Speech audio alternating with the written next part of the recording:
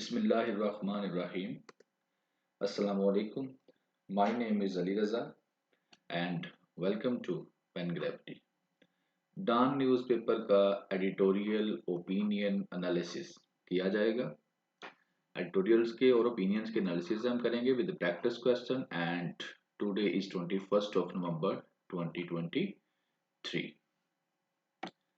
तो जी क्या है आज के न्यूज़पेपर के अंदर, ये रहा आपका टुडे डॉन का ओपिनियन का पेज। आपके तीन होंगे 1, 2 एंड 3। ये तीन आपके एडिटोरियल डिस्कस किए जाएंगे। Then we move forward and 4, 5, 6 and 7 ये आपके हो जाएंगे ओपिनियंस। तो इनको हम डिटेल में इनका एनालाइज करेंगे। स्पेशली पेपर पर्सपेक्टिव में जो चीज़ें इंपॉर्टेंट है उनको अच्छे तरीके से एनालाइज किया जाएगा। इररेलेवेंट मटेरियल को हम कोशिश करेंगे छोड़ दें ताकि आपका जो टाइम है वो सेव हो सके। तो ये इसका हल्का सा व्यू ले देता हूँ आपको। इसके अंदर जो है सेक्सुअल अब्यूज जो बच्चों की हो रही है उसके ऊपर बात की जाएगी, क्योंकि यस्टरडे चिल्ड्रन डे जो है वो मनाया गया है वर्ल्ड के अंदर। तो पाकिस्तान में जो सेक्सुअल अब्यूज के केसेस हैं उनकी बात होगी।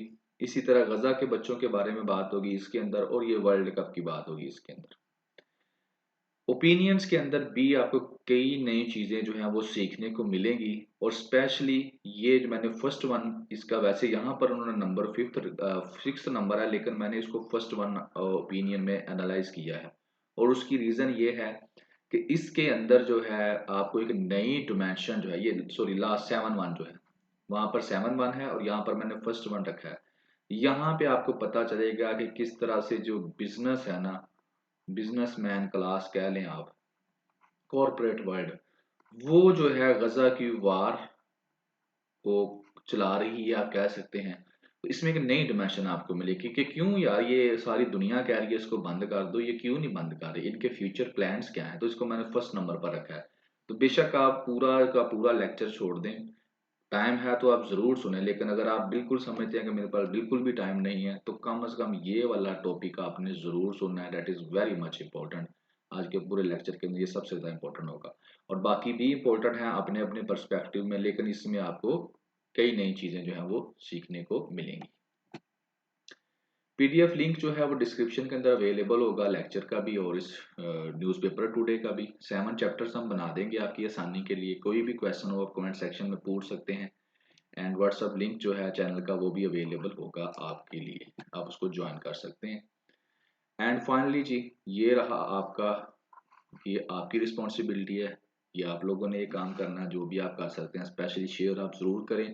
एंड टुडे क्वेश्चन जो आप लोगों के लिए है वो बड़ा ही सादा सा ढूंढा गया है, लेकिन बड़ा ही इम्पोर्टेंट भी है। सीएसएस के अंदर ये ऐसे भी आ चुका है किसी वक्त में। तो क्वेश्चन ये है कि are holy modern words, holy words, ये है जी आपका क्वेश्चन। तो आपने जस्ट बताना है कि जो मॉडर्न वार है, जैसे गजा की जो जंग हो रही है, या इसके अलावा आपने अफगानिस्तान की जंग देखी, आप लोगों ने इराक की जंग देखी।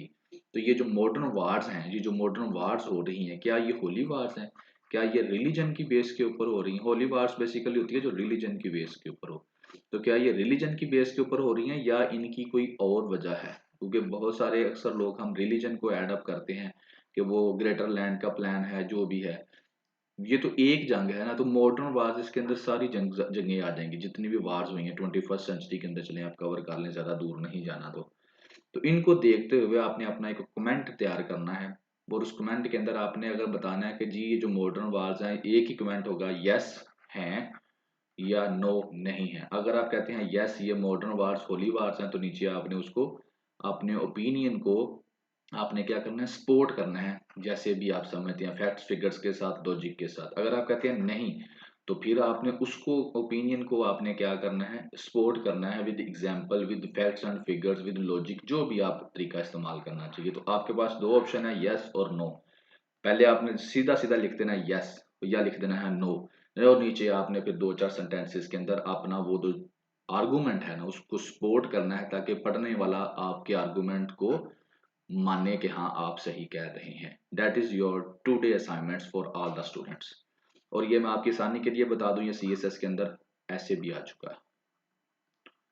और अभी जो था, क्योंकि टाइम था, वार चल रही है गजा के अंदर, तो मैंने मुनासिब समझा कि आपको यही दे दूं। और एक और चीज़ यहाँ पे बता दूं कि ये वाला जो हम डिस्कस करने जा रहे हैं ओपिनियन, इसके अंदर इसी पर्सपेक्टिव में आपको एक पॉइंट भी मिलेगा जिससे आपको पता चलेगा कि ये जो वार चल रही है गजा में, ये होली वार है या क्या, कौन सी वार है। ओके जी। अब हम चलते हैं अपने जो रूटीन का वर्क है उसके ऊपर और डिस्कस करते हैं अपने एडिटोरियल्स। नंबर 1 है जी एडिटोरियल, इनोसेंस रोब्ड। सीधी सी बात है, बच्चों की बात होगी, जो सेक्सुअल अब्यूज हो रही है मदरसों के अंदर, बच्चों को जो सेक्सुअली अब्यूज किया जा रहा है उसके ऊपर। मदरसा रिफॉर्म्स की बात होगी कि क्या रिफॉर्म्स की गई हैं, क्या करनी चाहिए, और जो रिपोर्ट, जो केसेस रिपोर्ट हुए हैं उनकी बात होगी। तो ये सारी चीजें जो है ये इसके अंदर हम लोग डिस्कस करेंगे। कहता है क्या, कहता है चिल्ड्रन डे जो है कल मनाया गया है पूरी दुनिया के अंदर, बच्चों के साथ वादे किए गए हैं उनके अच्छे फ्यूचर के लिए पूरी दुनिया के अंदर। पाकिस्तान में क्या कहता है, क्या हो रहा है, पाकिस्तान ने कहता है कुछ बट थोड़ी सी प्रोग्रेस शो की है बच्चों के हवाले से, क्योंकि एक और हमें केस जो है वो हमारे सामने आया जो कि बड़ा ही शर्मिंदा कुन है, शेमफुल है। दो टीचर हैं जी चकवाल के, एक सेमिनरी कहते हैं जो बेसिकली जहाँ पे एजुकेशन दी जाती है स्पेशल रिलीजियस पर्सपेक्टिव में। तो वहां पर क्या है कि दो टीचर जो चकवाल में, उनका केस सामने आया है कि वो टॉर्चर कर रहे थे और सेक्सुअली अब्यूज कर रहे थे 15 बच्चों को कई हफ्तों से। टोटल कितने बच्चे थे, 15।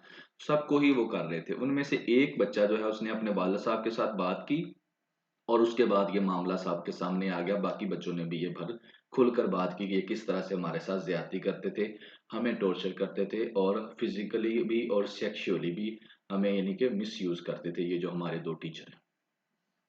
उसके बाद वो कहता है कि इस वाक़े के बाद शेमफुल है पाकिस्तान के लिए, आपको समझ आ ही गई होगी कि बच्चों का क्या हाल हो रहा है। सेकंड वो बात कर रहा है कि इस साल के जो फर्स्ट 6 मंथ हमारे गुजरे हैं, first half of this year, तो फर्स्ट हाफ जो गुजरा उसके अंदर जो केसेस रिपोर्ट हुए हैं बच्चों के अब्यूज के, वो कितने हैं, 2227 222 2227 केसेस जो हैं वो रजिस्टर हो चुके हैं। फिर वो हिस्ट्री की बात करता है कि हिस्ट्री में ऐसे जो इवेंट्स हैं वो बहुत ज्यादा हो चुके हैं, कई दफा ये इवेंट्स हुए हैं, ये कॉमन है। कसूर का वाकया आपको याद होगा, उसमें चलिए ये वाले तो नहीं ऐड थे लेकिन दूसरा गैंग शामिल था। तो फिलहाल यहाँ पर सिर्फ उनकी बात की जाएगी जो टीचर्स के हाथों स्पेशली मदरसों के अंदर ये काम हो रहा है। तो कहता है इन 2021 में लाहौर के अंदर जो एक क्लैरिक है वो सेक्सुअली अब्यूज करता था स्टूडेंट्स को फॉर 3 इयर्स। 3 साल से वो बच्चों को क्या कर रहा था, अब्यूज कर रहा था, वो पकड़ा गया। 2019 के अंदर एक 13 साल बच्ची जो डिसेबल थी उसको सेक्सुअली जो एक क्लैरिक है वो मुल्तान में क्या कर रहा था, अब्यूज कर रहा था। यानी कि बच्चों को उनके साथ जिनसी ताल्लुकात बनाने, उनके साथ ज़बरदस्ती करनी। तो ये काम पाकिस्तान में बच्चों के साथ स्पेशली जो रिलीजियस पर्सपेक्टिव में लोग हैं वो कर रहे हैं। मैं ये नहीं कहता कि बाकी अच्छे हैं, बहरहाल जो अभी रिपोर्ट आई है उसके मुताबिक उनके ऊपर डिस्कशन हो रही है कि मदरसों के अंदर जो हो रहा है। अब वो कहता है the state need to check out why these incident took place in मदरसास, क्यों मदरसों के अंदर होते हैं। और यहाँ पर एक बात वो भी कहता है कि ये सारे मदरसों के अंदर नहीं होते, बहुत ज़्यादा पाकिस्तान के अंदर मदरसे हैं लेकिन फ्यू जो मदरसे हैं सिर्फ उनके अंदर ही होते हैं जो छोटे छोटे हैं। कई बड़े मदरसे हैं वो बड़े अच्छे तरीके से बच्चों को रख भी रहे हैं, पढ़ा भी रहे हैं, तलीम भी दे रहे हैं, लेकिन वहाँ पर कोई ऐसा इंसिडेंट नहीं होता। तो स्टेट को चेक करना चाहिए कि क्यों ये हो रहा है। और दूसरी तरफ कहता है कि सोसाइटी को भी जो है ना उसको भी सीरियस लेना चाहिए इस चीज को। क्यों ये बात उसने इसलिए की, उसने कहता है कि ये जो 15 बच्चे थे जिनका केस सामने आया उनमें से जो चकवाल के अंदर हुआ केस, उनमें से जो 9 बच्चे हैं ना, 9 बच्चे हैं, उनके पेरेंट्स ने क्या कर दिया, रिफ्यूज कर दिया मेडिकल एग्जामिनेशन कराने से बच्चों का। मतलब कि 15 में से 9 वालदेन ऐसे हैं जिन्होंने इसको जहर से रिफ्यूज कर दिया और उन्होंने कहा कि हम मेडिकल ही नहीं कराएंगे, मतलब क्या कि हम इस केस की पैरवी ही नहीं करेंगे। तो कहते हैं सच एक्शंस विल इनकरेज क्रिमिनल्स, फिर इस तरह के काम जब हम करते हैं ना पीछे हट जाते हैं खुद ही, तो फिर जो क्रिमिनल्स है ना उनको क्या मिलती है, इनकरेजमेंट मिलती है। आगे जी वो बात करता है कि गवर्नमेंट ने रिसेंटली जो काम किया वो किया है 1.2 बिलियन रुपीस का जो है ना वो एलोकेट किया फंड, किसके लिए कि इन रिलीजियस स्कूल्स को क्या किया जाए, रजिस्ट्रेशन इनकी करवाई जाए और रेगुलेशन इनकी की जाए। और ये हम अपने प्रीवियस एडिटोरियल्स के अंदर इसको डिस्कस कर चुके थे बड़ी डिटेल के अंदर कि कितने पैसे थे, कौन लगाएगा, किस तरह से लगाएगा, किस किस जगह पर लगाएगा और उससे क्या बेनिफिट्स होने वाले हैं। तो ये प्रीवियस एडिटोरियल्स आपको ज़रूर सुनने चाहिए, ये वहीं से सारी चीज़ें जो हैं एक दूसरे के साथ लिंक होती हैं, क्योंकि 2-4 महीने के अंदर कुछ भी नहीं बदल जाता। ये इतने इश्यूज होते हैं, इस तरह के होते हैं कि इनको चेंज होते होते सालों साल लग जाते हैं। तो ये इतनी जल्दी चेंज नहीं होते, चलते रहते हैं। तो 1.52 बिलियन पहला जो रिसेंटली गवर्नमेंट ने काम किया है, 1.2 बिलियन रुपीस दिए हैं, एलोकेट किए हैं इस काम के लिए। और आगे इसके अलावा वो कहता है कि स्टेट को क्या करना चाहिए, मस्ट ये काम तो करने के साथ साथ स्टेट को और भी कुछ काम करने चाहिए। वो क्या करने चाहिए, मस्ट इन्फोर्स स्ट्रिक्ट रेगुलेशंस, किस काम में, स्ट्रिक्ट रेगुलेशन इन मदरसों की जाए, and follow through against any form of abuse, और अगर किसी किस्म का भी कोई अब्यूज हमारे सामने केस आता है तो उसको फॉलो अप किया जाए। और इसके अलावा इंश्योर किया जाए कि mental and physical wellbeing of students के यानी कि देखा जाए कि वो मेंटली और फिजिकली तौर पर ठीक चल रहे हैं, उनको कोई प्रॉब्लम तो नहीं आ रही। और ये सारे काम करने के लिए क्या करना चाहिए, करना पड़ेगा, इस सारे काम को ऊपर वाले को करने के लिए हमें करना पड़ेगा, क्या करना पड़ेगा, रेगुलर मॉनिटरिंग करनी पड़ेगी। मॉनिटरिंग का मतलब होता है कि जाएं, विजिट करें, वहां पर देखें कि क्या हो रहा है, बाहर से एक थर्ड पार्टी जाए, यानी कि बंदे नॉमिनेट करें प्रॉपरली, जिस तरह स्कूलों की मॉनिटरिंग होती है, जिस तरह हॉस्पिटल्स की मॉनिटरिंग होती है, मॉनिटरिंग करने वाले आते हैं, वो विजिट करते हैं, अटेंडेंस चेक होती है, जो स्टाफ है उसकी, वहां पर जो फैसिलिटीज है उनको देखा जाता है। तो इसी तरह से इनकी मॉनिटरिंग की जाए। और उसके बाद फ्रेमवर्क एक बनाया जाए for reporting and dressing review, किसी किस्म का भी प्रॉब्लम है उसको रिपोर्ट किया जाए और उसके बाद उसको एड्रेस किया जाए। तो इस किस्म का एक पूरा फ्रेमवर्क बनाया जाए। और उसके बाद इंश्योर किया जाए कि जो मदरसे हैं वो सेफ प्लेसेस हैं for learning and personal growth, यानी कि इस चीज़ को बिल्कुल इंश्योर कर दिया जाए कि हाँ ये मदरसा है, यहाँ पर बिल्कुल सही काम हो रहा है, ये सेफ प्लेस है लर्निंग के लिए भी और पर्सनल ग्रोथ के लिए भी। तो ये काम जो है ये जो होंगे तो फिर ही क्या होगा, मदरसे सेफ होंगे। इसके अलावा वो फिर बात एडिशनली वो कहता है कि हमें ये भी समझना चाहिए कि जो वहाँ पर बच्चे जा रहे हैं उनको सोशो इकोनॉमिक फैक्टर्स को भी हमें डील करना चाहिए, कि वो फैमिलीज जो मदरसे जो है मदरसों की एजुकेशन ऑप्ट करते हैं वो ज़्यादातर क्या होते हैं, पुअर होते हैं, गरीब होते हैं। तो वो अपने बच्चों को क्या कर देते हैं, मदरसों में भेज देते हैं। क्यों, क्योंकि ड्यू टू पॉवर्टी, गुर्बत की वजह से, lack of access to conventional school, जो दूसरे स्कूल है वहाँ पर वो अपने बच्चों को नहीं भेज सकते। तो हमें इसके ऊपर भी फोकस करना चाहिए, सोशो इकोनॉमिक फैक्टर्स के ऊपर भी। तो कहता there are estimated 3 million students ऐसे हैं पाकिस्तान के अंदर जो कि मदरसों के अंदर इनरोल हो चुके हैं, and we must not let them down. 3 million का मतलब है 30 लाख आपका जो बच्चा है वो मदरसों के अंदर पाकिस्तान में पढ़ रहा है। That is the responsibility of the government to check out दे उनको क्या फैसिलिटीज मिल रही हैं, किसी किस्म की कोई उनको प्रॉब्लम तो नहीं है। तो इसके लिए ये सारे काम अगर किए जाएंगे तो फिर उससे जो है सेक्सुअल अब्यूज के इस तरह के जो केसेस हैं उनको प्रॉपरली डील किया जा सकेगा। सेकंड अर्जन जी, मैस्कर इन गजा, गजा के अंदर जो तबाही हो रही है उसके ऊपर बात की जाएगी कि किस तरह से स्लैक्टर किया जा रहा है, उनको ज़िबा किया जा रहा है, लोगों को मारा जा रहा है, तो उसके ऊपर बात होगी। तो आज का जो ये बात कर रहा है आज इस, क्योंकि चिल्ड्रन डे था, जिस तरह हमने फर्स्ट एडिटोरियल में देखा, तो इसके अंदर भी वो चिल्ड्रन के पर्सपेक्टिव में बात करेगा। ठीक है। और उसके बाद एक और चीज़ है कि क्योंकि सारी दुनिया, हमने पिछले अपने लेक्चर्स के अंदर भी डिस्कस किया कि साइलेंट है, बिल्कुल साइलेंट है, कोई कुछ नहीं कर रहा, खुली छुट्टी दी हुई है। लेकिन अब जो है चाइना जो है थोड़ा सा फील्ड में आया है और उसने थोड़ा सा इसके ऊपर वर्किंग करना शुरू कर दिया। उसकी बात होगी, जो मीटिंग हुई है बीजिंग के अंदर, मंडे वाले दिन बीजिंग के अंदर मीटिंग हुई थी, उसके ऊपर भी डिस्कशन होगी कि क्या चाइना ने प्रपोजल दिया है। तो पहले तो बच्चों की बात करता है ना, कहता है कि चिल्ड्रन डे जो है वो मनाया जा रहा है अराउंड द वर्ल्ड, और बच्चों के ब्राइट फ्यूचर के लिए बच्चों से वादा किया जा रहा है।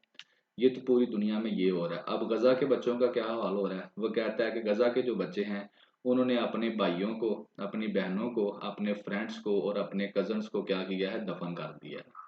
यानी कि जो जिंदा बच्चे हैं वो क्या कर रहे हैं, अपने बहन भाइयों को वहां पर क्या कर रहे हैं, दफन कर रहे हैं, उनको कफन दफन दे रहे हैं, उनकी कब्रें खोद रहे हैं। ये है गजा में। और दूसरी दुनिया में क्या हो रहा है, बच्चों के साथ वादे किए जा रहे हैं उनके अच्छे फ्यूचर के लिए। और ये कितने बच्चे आप तक जो है वो इस तबाही का शिकार हो चुके हैं, 5500 चिल्ड्रन ऑलमोस्ट। और जब से 2008 से ये चल रहा है तो तब से 1300 के करीब बच्चे जो हैं वो क्या हो चुके हैं, इस तबाही का शिकार हो चुके हैं, वो शहीद हो चुके हैं। तो ये रहा इस वक्त जो है गजा के बच्चों की सूरत हाल, के वो इंजॉय नहीं कर रहे चिल्ड्रन डे को, बल्कि अपने बहन भाइयों को क्या कर रहे हैं, दफना रहे हैं। अटैक कहता है कि अब ये तो यहाँ तक वो बात कर देता, आगे वो बात करता है कि ये सारे का सारा जो है ना इसराइल को सपोर्ट कर रहा है, यूएसए वेस्ट सपोर्ट कर रहा है, और वो ये ऐसी एक्टिविटीज कर रहा है, ह्यूमैनिटेरियन जो लॉज हैं उनकी वो वायलेशन कर रहा है। और उसी वायलेशन के अंदर उसने अल शिफा हॉस्पिटल के ऊपर अटैक किया, और WHO ने इस अस्पताल को डेथ जोन करार दे दिया, क्योंकि वहाँ पर बहुत ज़्यादा जो बेबीज़ हैं उनकी डेथ होगी, अर्ली बोर्न यानी कि नए बच्चे जो न्यूली बोर्न बच्चे हैं छोटे छोटे, उनकी डेथ्स हुई। अल अहली हॉस्पिटल के ऊपर इन लोगों ने अटैक कर दिया, वहां पर भी तबाही मचा दी, और अब सिर्फ एक इंडोनेशियन हॉस्पिटल गजा के अंदर बचा है। अब इनका नेक्स्ट टारगेट वो होगा, अब उसके ऊपर भी इन लोगों ने अटैक करना है। तो यहाँ पर वो कहता है कि इसराइल की वो वाली जनरेशन जिसने नाजी रजीम, जो जर्मनी का हिटलर का जिन्होंने मजा चखा था या जिन्होंने जिसको फेस किया था उन जुल्मों सितम को, वो तो दुनिया से खत्म होती जा रही है ना जनरेशन, क्योंकि उसको अब वो खत्म हो जाएगी पुराने लोग। तो कहता है जो नए अब आ रहे हैं इसराइली नई नस्ल जो है उसने क्या शुरू कर दिया, उसने फ़लस्तीन के अगेंस्ट वो नाज़ी वाला काम शुरू कर दिया, उन्होंने उनकी तबाही का काम शुरू कर दिया। अब आ जाता है वो आगे सेकंड फेज के अंदर ओपिनियन के, जहां पर वो डिस्कस करता है कि चाइना का जो रोल है इसको उसके ऊपर। तो चलें जी आगे चलते हैं। आगे वो कहता है कि ये जो तबाही हो रही है इसके दरमियान जो सीज फायर की बात जो वर्ल्ड है ना उसको तो बिल्कुल ही साइडलाइन लगा दिया गया है, उसके ऊपर तो कोई फोकस ही नहीं कर रहा। जब भी सीज फायर की बात की जाती है तो यूएसए और जो वेस्ट बैक इसराइली वेस्ट जो है और जो यूएसए है वो क्या करता है, इसराइल के स्टांस इनके सेल्फ डिफेंस को क्या करता है, बैक करता है। यूएसए भी कहता है और वेस्ट वाले भी कहते हैं कि इसराइल बिल्कुल ठीक कर रहा है, वो अपने सेल्फ डिफेंस में कर रहा है, लिहाजा सीज फायर नहीं हो सकता। जो लड़ाई है ये उस वक्त तक जंग जारी रहेगी जब तक हमास जो है ना उसका बिल्कुल खात्मा नहीं हो जाता गजा से। तो ये रहा जनाबी अली क्या, जो यूएसए का और वेस्ट का जो स्टांस था सीज फायर के ऊपर। और कहता है कि some states start to act, लेकिन वो बाकी पूरी दुनिया यही कह रही है कि सीज फायर करवा दें, सीज फायर करवा दें, जंगबंदी करवा दें, वहां पर जो औरतें बच्चे और सिविलियन लोग शहीद हो रहे हैं उनको बचा लें। तो इसके ऊपर जनाबी अली कोई बात नहीं सुनी जा रही। एंड फाइनली अब जो है कुछ स्टेट्स ने इसके ऊपर कोई काम करना शुरू कर दिया, जिनमें एक चाइना है। चाइना क्या है, अरब Muslim states gather in Beijing, Monday वाले दिन जो अरब स्टेट्स हैं और मुस्लिम स्टेट्स हैं वो बीजिंग में चाइना में इकट्ठी हुई हैं, एक मीटिंग हुई है। और उस मीटिंग के अंदर क्या बात हुई है, वो ये वाली बात हुई है जी। उसमें जो इसराइल ने क्या ये कहा गया है, वांग यी जो है ना ये इस जो है उसने सऊदी अरेबिया को ये कहा है। वांग ये बेसिकली फॉरेन मिनिस्टर है चाइना का। तो उसने वहां पर ये कहा कि Israel actions have gone beyond self defence, Israel के जो एक्शन है वो सेल्फ डिफेंस से आगे जा चुके हैं। और अपने जो फॉरेन मिनिस्टर जो सऊदी अरेबिया को उसने उसने काउंटर पार्ट को क्लियरली कहा है कि जो वेस्ट ब्लॉक है ना वो अपनी क्रेडिबिलिटी खो चुका है। क्रेडिबिलिटी क्या है कि वो एक पावरफुल ब्लॉक है, तो उसे चाहिए था इसराइल को वो रोकता, लेकिन उसने इसराइल को खुली छुट्टी देकर ह्यूमन राइट्स की वायलेशन करके अपनी जो है ना क्रेडिबिलिटी वो खो दी है। तो अब वो कहता है कि West have called for an end to violence, उसने एंड नहीं किया। तो अब चाइना क्या है वो मूव करेगा इस वैक्यूम को फिलअप करने के लिए, कि अब चाइना जो है उसने प्लान किया है कि जब वेस्ट जो है उसने शर्म उतार दी है, वो अब बिल्कुल ही जो है वो उसकी जो उसकी जिम्मेदारी थी वेस्ट की चौधरी की वो फुलफिल नहीं कर रहा। तो इस वैक्यूम को फुलफिल हम करेंगे, चाइनीज करेंगे, हम आगे चलेंगे। कहता है फिर उसने कहा कि मगर ये उस वक्त तक नहीं हो सकता जब तक जो कोई कंक्रीट स्टेप्स ना लिए जाएं, मूव्स ना लिए जाएं। और उनमें से एक ये है कि पॉलिटिकल एंड इकोनॉमिक बायकॉट किया जाए इसराइल का, और उनका जो तेल अवीव को सपोर्ट करते हैं, जो उनको आर्म सप्लाई करते हैं यानी कि वेस्ट वाले, ठीक है ना, इन सब का जब तक हम बाइकाट नहीं करते एक पॉलिटिकली इकोनॉमिकली, तब तक जो फलस्तीन के चिल्ड्रन है ना वो उनकी तबाही होती रहेगी। और फिर वो आगे कहता है कि जो फलस्तीन के चिल्ड्रन है वो कंटिन्यूसली हैरान है कि क्यों जो पावरफुल लोग हैं ईस्ट के अंदर और वेस्ट के अंदर कुछ नहीं कर पा रहे, हालांकि उनको क्या किया जा रहा है, जिंदा जो है जिबा किया जा रहा है। तो वो बिल्कुल हैरान है कि ये क्यों कुछ नहीं कर पा रहे। तो ये अब नई जो पेशरफ्त आई है वो चाइना में जो है मीटिंग की वजह से आई है। ऐप में भी जो है चाइना जो है वो मूव करे। और क्योंकि थोड़े दिन पहले चाइनीज जो है प्रेसिडेंट उसकी मुलाकात भी हुई थी जो बाइडेन से, अमेरिका के अंदर उसने विजिट किया है, तो मे भी कुछ हो जाए। थर्ड जो है आफ्टर द वर्ल्ड कप, ये एडिटोरियल रहेगा आपका, इसके अंदर पेपर पर्सपेक्टिव में कुछ नहीं है, बस आप देख लें मोटी मोटी जो चीज़ें हैं कि वो क्रिकेट वर्ल्ड कप हुआ है 2023 इंडिया के अंदर। फाइनल में जो इंडिया और ऑस्ट्रेलिया पहुंचे हैं, ठीक है, और फाइनली जो है ऑस्ट्रेलिया 6 टाइम अपना जो है चैंपियन बन गया, उसने वर्ल्ड कप 6वीं दफ़ा जो उसने जीत लिया है। अब ये वर्ल्ड कप कहाँ पर हुआ है, नरेंद्र मोदी स्टेडियम के अंदर हुआ है, जो कि गुजरात के जो शहर अहमदाबाद है वहाँ पर है, तो ये इसके अंदर पॉइंट्स थे, ये आपने रिमेंबर रखने हैं। और ये पिक्चर जो है ये बिल्कुल आपको क्लैरिटी दे दी कि ये क्या है जी, ये नरेंद्र मोदी साहब बैठे हुए हैं, और ये जो है कैंगरू है, कैंगरू ऑस्ट्रेलिया का जो है जानवर जिसे हम कहते हैं, जिस तरह हमारा मार्कोर है उनका नेशनल एनिमल है। 5 टाइम्स ये पहले जीत चुका था एंड 6th वर्ल्ड कप भी ये इनके पास चला गया, तो 6 टाइम ये जीत गया है फाइनल। ये फैक्ट्स एंड फिगर्स आपने पेपर पर ऑब्जेक्टिव जो होते हैं उसके पर्सपेक्टिव में आपने तैयार करने हैं। कितने नंबर से जीता है ये भी आप बिल्कुल, जिनके फाइनल को आप डिटेल में देख लें कि कितनी विकेट्स थी, कितने रन्स के साथ पाकिस्तान जीता है, ऑस्ट्रेलिया जीता है, उसका ऑस्ट्रेलिया का कैप्टन कौन था, इंडिया की क्रिकेट टीम का कैप्टन कौन था, कितने रन्स में जीता है, किस जगह पर ये मैच हुआ है, तो ये सारी चीजें आप देख लें, ये ऑब्जेक्टिव के पर्सपेक्टिव में आपके काम आ जाएंगी। सब्जेक्टिव के पॉइंट ऑफ व्यू से इसके अंदर कुछ नहीं है। तो जी, ये थे आपके टुडे एडिटोरियल्स। अब हम चलेंगे ओपिनियन की तरफ, ठीक है, और ओपिनियंस को हम वो है स्टेप बाय स्टेप जो है उनको डिस्कस करते जाएंगे, एनालाइज करते जाएंगे, and that is your responsibility. ये जी, जो फर्स्ट हमारा जो है ओपिनियन है जो उसको चूज किया आपके लिए, वो है पैलेस्टीनियन कन्फ्लिक्ट।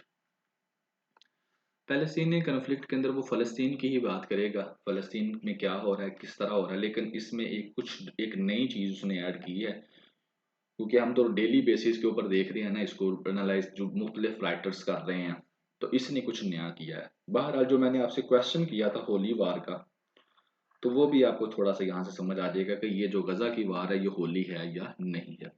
फलस्तीन कॉन्फ्लिक्ट की बात करेगा, गजा की बात करेगा, बिजनेसमैन की बात करेगा, इसके अंदर किस तरह से बिजनेसमैन जो यूएनओ के हैं वो इन्वॉल्व है, यूएनओ फेल हो चुकी है उसकी बात करेगा, नेचुरल रिसोर्सेज की बात होगी, इजिप्ट इराक रिसोर्सेज की बात होगी, सुएज कनाल की बात होगी, और इसके अल्टरनेटिव की कि इसराइल किस तरह सुएज कनाल को कैप्चर करना चाह रहा है या उसका अल्टरनेटिव करना चाह रहा है।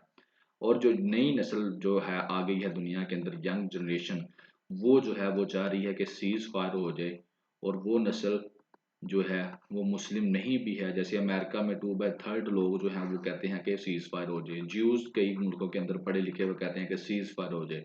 यानी कि जो नई नस्ल आ रही है ये वेल एजुकेटेड क्लास है, इसको क्या है इक्वालिटी के ऊपर ये बिलीव करती है, तो ये भी क्या है दुनिया को चेंज करने वाली है। यहाँ पर वो एक बड़ी अच्छी एग्जाम्पल भी देता है कि किस तरह से अर्जेंटीना था, आई थिंक सो अर्जेंटीना की, अल्जेरिया की वो एग्जांपल दे के एक्सप्लेन करता है फलस्तीन को, किस तरह से अल्जेरियन को भी फ्रांस वालों ने कैप्चर किया हुआ था और किस तरह से उन्होंने उससे अपनी आज़ादी हासिल की थी। सो चलते हैं जिसको डिटेल में डिस्कस करते हैं। कहता है कि फर्स्ट ऑफ ऑल तो वो सोशल मीडिया का शुक्रिया अदा करता है ना, कि थैंक यू जी सोशल मीडिया, आपकी वजह से क्या हुआ है। कहता है कि सोशल मीडिया का मैं शुक्रिया अदा करता हूँ जिसकी वजह से जो इन्फॉर्मेशन है ना वो दुनिया की सारी मिल जाती है। Background cases, terrible casualty, Israel war और हमास कंडेमनेशन, सब कुछ पता चलता जा रहा है सोशल मीडिया के ऊपर, दुनिया सारी की सारी क्या है बता देती है हर चीज़ को ही, ठीक है। और आगे वो बात करता है कि इंटरनेशनल कम्युनिटी जो है ना, जिस इंटरनेशनल कम्युनिटी में वो जो यूएसए होता है और कुछ यूरोपियन पावर्स हैं उनको वो कहता है, कहती है वो सपोर्ट कर रहे हैं फलस्तीन का जो जेनोसाइड हो रहा है उसको सपोर्ट कर रहे हैं। इंटरनेशनल मीडिया जो है वो मैनिपुलेट हुआ पड़ा है, ठीक है ना, इंटरनेशनल मीडिया क्या है मैनिपुलेट हुआ पड़ा है, यानी कि जिस तरह से इसराइल कहता है उसी तरह से वो बात करता है। इसी तरह से जो है एंकर्स, वो भी क्या है, जिस कुछ एंकर्स ऐसे हैं, कुछ एंकर्स और जर्नलिस्ट कुछ ऐसे हैं जो कि बात मानते हैं इसराइल की, कुछ नहीं मानते, जो मानते हैं वो ठीक रहते हैं, जो नहीं मानते उनको नुकसान हो जाता है।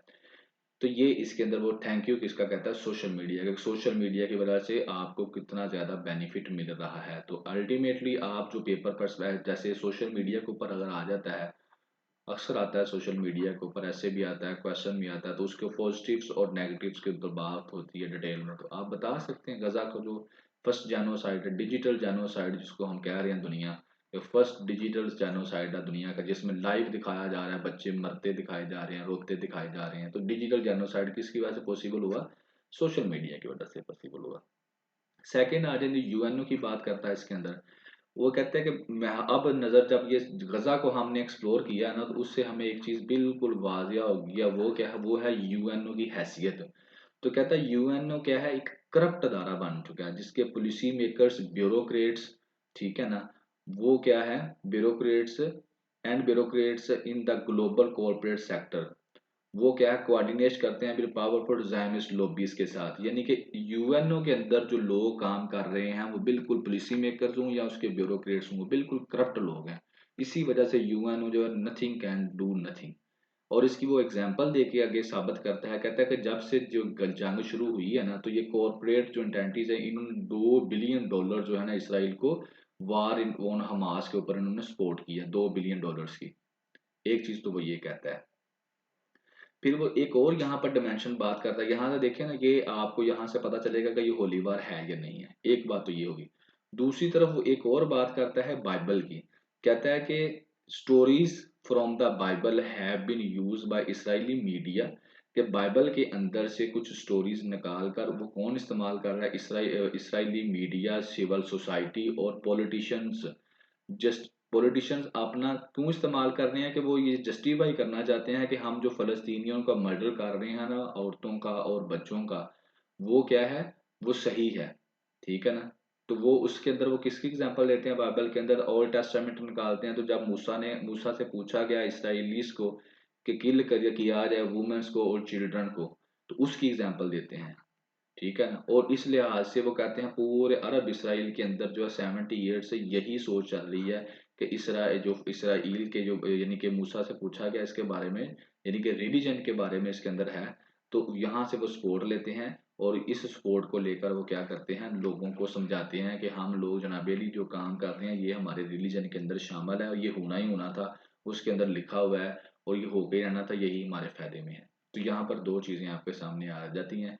एक यूएनओ के जो कारोबारी लोग हैं, और दूसरे जो रिलीजन को भी यानी कि कारोबारी लोग एज ए टूल यूज कर रहे हैं अपने फायदे के लिए, ताकि जो लोग हैं वो उनको शांत किया जा सके, उनको खामोश करवाया जा सके। ठीक है ना? कि यार जो ये लोग आके करते हैं, क्या उसको कहते हैं, जलसे जुलूस निकालते हैं, उनको रिलीजन की बेस के ऊपर चुप कराया जा सके। और ये भी वो लोग कर रहे हैं जो कारोबारी लोग हैं, वो पैसा दे लगा रहे हैं। अब यहाँ पर आपको एक नई डिमेंशन आपके समझ आ जाएगी बिल्कुल। अब वो यहाँ पर ये कहना चाह रहा है कि असल में बात ये है, अदर वार रिलेटेड इशू, बहुत सारे वार रिलेटेड इश्यूज हैं जो सरफेस के ऊपर आए हैं, और उनमें से एक ये भी है कि huge availability of petroleum and gas on the लिव एंड कोस्ट। असल में वो कहता है ये जो चीज़ है ना, कहता है ये बड़े वजूहात हैं जिसकी वजह से जो सामने आई हैं, कि जिसकी वजह से जो है ये इशू जो है हाईलाइट हुआ है कि लड़ाई हो रही है। लेकिन एक इशू ये भी है कि जो अवेलेबिलिटी है ना of petroleum and gas on the Libyan coast, ये एक बहुत बड़ा फैक्टर है जिसकी वजह से क्या हो रही है, जंग हो रही है। और इसराइल क्या करना चाहता है, exploring of the Gaza coast, वो गजा की जो कोस्ट है उसको एक्सप्लोर करना चाहता है, और इसके अलावा एक्सपैंड करना चाहता है एक्सप्लोरेशन अपनी को। ठीक है ना? और इसको कहता है the all extend deep into Iraq, Syria and Lebanon, यहाँ तक वो एक्सटेंड करता है। और यही वार है कि इन यही वजह है कि इन कंट्रीज के साथ भी जो जंग है वो एक्सपैंड की जा रही है। और इसराइल की जो डिजायर है ना कि मैं स्यूज कनाल को कंट्रोल कर लूं। ठीक है ना? वो ये कह रहा है यही the major source of revenue, जो कि इजिप्ट के लिए एक मेजर सोर्स ऑफ रेवेन्यू है, क्रिएट एन अल्टरनेटिव।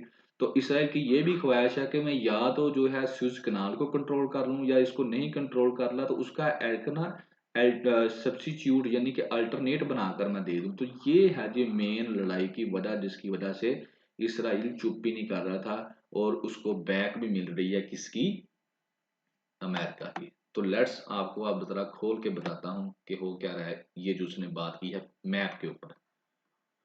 ये जी पहले आप एक लफ्ज टर्म है जो जोग्राफिया के अंदर यूज की जाती है, लेवेंट कोस्ट, जो इसने भी यूज की है। पहले तो आप देख लें लेवेंट कोस्ट क्या है। ये जो आपको इलाका नजर आ रहा है ये सऊदी अरेबिया है, ये इजिप्ट है, और ये वाला भी इजिप्ट का हिस्सा है। ठीक है? और जनाब अली ये वाले जो है ये इसराइल है। और आपको ये जो कलर में नजर आ रहा है ना, ये वाला इलाका सारे का सारा, तो ये क्या है, लेवेंट कोस्ट का इलाका है। और ये रिच है किसके अंदर, पेट्रोलियम गैस के अंदर। ठीक है ना? पेट्रोकेमिकल्स के अंदर, ये इनके पेट्रोलियम के अंदर और गैसेस के अंदर ये रिच है। तो इसकी जो इसराइल जो है चाहता है कि मैं ये सारे के सारे के ऊपर कब्जा कर लूं। एक चीज तो ये है, ये वर्ल्ड मैप से आपको नजर आ गया। अब हम थोड़ा सा आगे जाते हैं मिडल ईस्ट की तरफ। अब आपको नजर आएगा जनाब अली ये वाली जो है ना, ये है सुएज कनाल। इस कनाल से क्या है, रेड सी से मेडिटेरियन सी के साथ लिंक होता है। पूरी की पूरी जो दुनिया है वो क्या करती है, यहाँ से तेल खरीदती है। अगर इधर से जाना है तो यहाँ से फिर गुजर के ये पारी दुनिया में तेल जाता है, या इधर से इधर को जाता है। ठीक हो गया? और ये वाला सुएज कनाल जो आपने पढ़ा होगा, ये आपको पता है कि ये आर्टिफिशियली ये जो है ये एक बनाया गया है। कुछ पहले थी, उसके बाद इसको एक्सटेंड कर दिया, और अब जो है ये 1956 से आई थिंक सो, अगर मैं रॉन्ग नहीं हूँ तो ये इजिप्ट जो है उसके पास है। इजिप्ट ने इसको नेशनलाइज कर दिया था। अगर आप हिस्ट्री पढ़ें तो इससे पहले जो है ब्रिटिश वाले हो गए और अमेरिकन हो गए, कनेडियन फ्रांस वाले हो गए, तो ये इसराइल वाले हो गए, तो स्विस कनाल जो थी इनके अंडर थी। लेकिन जब इसको नेशनलाइज कर दिया गया, जब वर्ल्ड वार टू के बाद तब्दीलियां आई, तो उसके बाद से ये इजिप्ट वालों के पास चली गई। लेकिन अभी भी इसके ऊपर वो खुशी का इजहार नहीं करते, क्योंकि यहाँ से जहाज गुजरते हैं तो टूल टैक्स नहीं, जिस तरह हम गाड़ियों का देकर जाते हैं, तो यहाँ से गुजरते हैं तो टैक्स देकर जाते हैं। तो उससे जनरेशन क्या होती है, एक अच्छा खासा रेवेन्यू पैदा हो जाता है। तो इसके ऊपर अब क्या है, इसराइल की नज़र है कि मैं किसी तरीके से या तो इसको ही कैप्चर कर लूँ, यानी कि ये वाली जो कनाल है इसको ही कैप्चर कर लूँ, या फिर यहाँ से मैं एक अलहदा से एक नई बना दूँ। ठीक है ना। अब इसराइल यहाँ तक रुका पड़ा है, ये आप देख रहे हैं। आगे मैं और भी दिखाता हूँ आपको, यहाँ तक रुका पड़ा है। आगे ये वाला हिस्सा जो है ये भी इजिप्ट का है। अब इसराइल वाले इनको यहाँ पर फलस्तीनियों को फेंक रहे हैं। अब आप देख लें ये वाला लकान है। ठीक है, अब मैं आगे चलता हूँ, आपको ये देखें। अब यहाँ से आपको और क्लैरिटी आ जाएगी जी। ये रेड सी हो गया, यहाँ तक इसराइल आया हुआ है, यहाँ पर आपकी है सुएज कनाल। ठीक है ना। अब ये वाला सेनाई का इलाका है जो इजिप्ट के अंदर आता है, यहाँ पर है आपका इसराइल। ये वाला जो एरिया है ये है आपका वेस्ट बैंक, और ये वाला जो है ये गजा है। अब गजा के ये वाला मेडिटेरियन सी है, और यहाँ पर क्या है, पेट्रोलियम है और सारे का सारा रिच रिसोर्सेज हैं। अब गजा वालों को यहाँ से निकाल के वो फेंकना चाहते हैं यहाँ पर, और इसको खुद कंट्रोल करना चाहते हैं। जब गजा वाले यहाँ पर आ जाएंगे, फिर ज़ाहिर है वो चुप करके तो नहीं बैठेंगे, वो फिर अटैक करेंगे। फिर इसी चीज़ का वो क्या कर देंगे, फायदा लेते हुए दोबारा से इस इलाके के ऊपर भी अटैक करना शुरू कर देंगे, और अल्टीमेटली इस इलाके के ऊपर भी कंट्रोल हासिल कर लेंगे इसराइल वाले फ्यूचर में। और फिर उनकी रसाई हो जाएगी स्विज कनाल तक, और फिर एक दो और जो छिक्के लगाएंगे तो स्विज कनाल भी उनके हाथ में आ जाएगी, और ये वाला इलाका भी उनके हाथ में आ जाएगा जो कि पेट्रोलियम से रिच है। दूसरी तरफ जॉर्डन वाले हैं, ठीक है, सीरिया वाले हैं, लेबनान वाले हैं, इनके साथ भी उनकी अल्टीमेटली पहले ही जो है वार लड़ाई चल रही है इसराइल वालों की। क्यों, वो वैसे ही होता है जिस तरह अब हम अफगानिस्तान वालों को कहते हैं कि टीटीपी वाले आते हैं अटैक करके वापस चले जाते हैं, तो यही इन्होंने भी कहना है कि कल को कि फ़लस्तीनी आते हैं हमारे ऊपर अटैक करते हैं, तो हम अपनी सिक्योरिटी के लिए आपकी लैंड के ऊपर भी ऑपरेशन करेंगे। तो ये फिर एक्सटेंड होता होता अल्टीमेटली जो सारे का सारा इलाका ये कैप्चर करेंगे। और होली लैंड का तो मुझे पता नहीं, बहरहाल ये पेट्रो लैंड ज़रूर है। ठीक है ना। यहाँ पर बहुत ज़्यादा जो है केमिकल, यानी कि ये साथ ही आपको पता है ये सऊदी अरेबिया, तो सऊदी अरेबिया के नीचे क्या है, तेल, तो इसके नीचे तेल है, इराक के नीचे भी तेल है, इनके नीचे भी, सबके नीचे भी तेल गैसेज, या इलाका ही ऐसा है मिडल ईस्ट का ना। तो असल में जो इसराइल है वो चाह रहा है कि इसको एक्सपैंड करे पैसों के लिए, इकोनॉमी के लिए। ठीक है, और यहाँ से तो यही नज़र आ रहा है कि यही दैट इज़ गजा। और यहाँ पर एक और भी चीज़ है, ये वाला जो आपका मेडिटेरियन सी है ना, इस यहाँ पर जो है एयरक्राफ्ट, यहाँ पर ये जो है यूएसए ने काफ़ी ज़्यादा जो अपने जहाज आर्मी के भेजे हुए हैं यहाँ पर। क्यों, ताकि वो थ्रेट कर सके इनको, दूसरे कंट्रीज को। ठीक है, और वही ये चाहता है। यहाँ पर जहाज आ चुके हैं यूएसए के यहाँ मेडिटेरियन सी के अंदर, टू सपोर्ट किसको, इसराइल को सपोर्ट करने के लिए। तो जनाब ये कंट्रोल चाहते हैं बेसिकली इसका। तो मैंने आपको अपना जो एक रिव्यू दिया था एक दफ़ा कि मैं गजा का जो है फ़लस्तीन का क्या फ्यूचर देखता हूँ, तो मैंने उसमें आपको ये चीज़ हाईलाइट करके बताई थी कि मुझे ये नज़र आ रहा है कि ये एक्सटेंड करना चाह रहे हैं अपने आप को इकोनॉमिकली। और वही बात आज इस ओपिनियन के अंदर भी उन्होंने डिस्कस की, और बड़े अच्छे तरीके से उन्होंने इसको डिस्कस कर लिया। तो बहरहाल ये था जी, आपको मैप से क्लैरिटी होगी आपकी कि ये असल प्लान इनका है क्या। ये बेशक अभी सीज फायर हो भी जाए, लेकिन ये पुश करेंगे आस्ता आस्ता, इसको उन्होंने पुश करना ही करना है।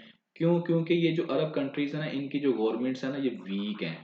ठीक है, और ये आहिस्ता आहिस्ता क्या करेंगे, देखें पूरे का पूरा उन्होंने फ़लस्तीन ले लिया। अब आहिस्ता आहिस्ता वो पुट अप करेंगे, क्योंकि सीरिया में आपको पता है कब से लड़ाई चल रही है, सऊदी अरब भी डरा पड़ा है, यमन के होतीज हैं। तो ये क्या है, इन इलाकों में प्रॉब्लम्स पहले क्रिएट कर दी जाती हैं, उनको वीक कर दिया जाता है, फिर वहां पर एक्सपेंशन कर दी जाती है, और अल्टीमेटली जो बॉर्डर्स हैं वो चेंज हो चुके हैं। पहले भी ये आपके सामने क्या था, ये खिलाफत उस्मानिया थी, किधर गई खिलाफत उस्मानिया, आती है आपको कहीं पर नजर। तो इसी तरह से ये दुनिया चल रही है। चलें जी आगे चलते हैं। तो ये थी जी उसके बाद, जिसके अंदर उसने आपको बताया कि इसराइल अब चाहता है, उसकी नज़र है स्विस कनाल के ऊपर। क्यों, क्योंकि वो पेट्रोलियम रिच है, और इसी तरह से जो उसके साथ वाले लबनान है, इराक है, सीरिया है, तो उनको भी वो एक्सटेंड करेगा, क्योंकि वहां पर क्या है, नेचुरल रिसोर्सेज पेट्रोकेमिकल्स बहुत ज़्यादा हैं। तो that is the main reason जिसके ऊपर वो सीज फायर नहीं कर रहे। वो चाह रहे हैं जितना हम एक्सटेंड कर सकें कर जाएं। 1.5 मिलियन जो है वो डिस्प्लेस कर दिए हैं उन्होंने गजा से, और टोटल हैं कितने 2 पॉइंट समथिंग है, तो 1.5 तो पहले ही निकल चुके हैं। और वो जाकर कहाँ निकलेंगे, वो जाकर यहाँ पर आएंगे जी, आपके ये वाला, ये वो जो सैनाई का एरिया है ये आता है इजिप्ट के अंदर, यहाँ पे उनको भेज रहे हैं। और इजिप्ट को भी इस चीज का पता है कि कल को यहाँ पर आएंगे तो फिर ये आगे आगे को भी आएंगे, तो वो नहीं आने दे जा रहा, ठीक है ना, रोक रहा है वहां पर इसको। और इसके ऊपर भी बात हमारी हो चुकी थी, यहाँ पर अगर वेस्ट बैंक आपको नजर आ जाए कि ये वाला जो वेस्ट बैंक का एरिया है, गजा जो है, ये जब इधर से गजा से लोग निकल कर चले जाएंगे तो गजा इज द ओनली या कह लें कि एरिया जिसकी वजह से ये फलस्तीनी दुनिया के साथ अटैच है। जब यहाँ से खत्म हो जाएंगे तो ये सिर्फ वेस्ट बैंक में कैद होकर रह जाएंगे, तो यहाँ पर ये इनको इजीली पछाड़ के साइड पे कर देगा। आगे आ जाते हैं जी। आगे वो कहता है कि यूनाइटेड नेशन जो है वो डेड हो चुकी है। ठीक हो गया ना, बिल्कुल डेड हो चुकी है। और उसको वो कहता है कि क्यों डेड हो चुकी है, तो इसका जो काम था वो ये था कि वो ह्यूमन राइट्स को जो है वो यानी कि सेव करे, ह्यूमन राइट्स को इंश्योर करे, जो भी अनजस्ट वार होती है उसको रोके। लेकिन इसके सामने सारा कुछ हो रहा है और ये इसने कुछ भी नहीं किया। और इसका हाल भी कहता है लीग ऑफ नेशन जैसा होगा, जो कि 1920 में बनी थी और 1946 के अंदर खत्म हो गई थी। क्यों खत्म हो गई थी, क्योंकि ये भी अपना काम नहीं कर सकी थी। और इसके साथ ही वो जो मैंने अभी बात किया, तो presence of United State aircraft carrier in the eastern Mediterranean, eastern Mediterranean के अंदर जो है, यहाँ पर जो है वो क्या हो चुके हैं, यूनाइटेड स्टेट के क्या आ चुके हैं, एयरक्राफ्ट कैरियर्स जो हैं वो आ चुके हैं। और ये क्या है, ये थ्रेट कर रहे हैं कंट्रीज को, उस रीजन की कंट्रीज को, ये जो छोटी छोटी कंट्रीज हैं इकोनॉमिकली, इनको क्या कर रहे हैं, थ्रेट कर रहे हैं। और इससे क्या होने वाला है, इससे anti USA, very anti USA and Israel population the middle east. तो अब मिडल ईस्ट के अंदर क्या है, इसराइल और यूएसए के खिलाफ जो है दुनिया हो चुकी है। तो हो सकता है कि ये जो जंग है ये एक्सपैंड कर जाए रीजन के अंदर भी, और इंटरनेशनल कन्फ्लिक्ट की भी शक्ल अख्तियार कर सकती है। इसके अंदर जो जान थी ना इसकी, इस ओपिनियन की, वो यही थी बेसिकली, कि जो ये दो पहले जो थे ना, ये थी जान, जिसके अंदर आपको पता चला कि जनाब हो क्या रहा है, ये फलस्तीन वाले इसराइल वाले क्यों सीज फायर नहीं कर रहे, क्या कह रहे हैं, तो ये है समझ लें इसकी जान।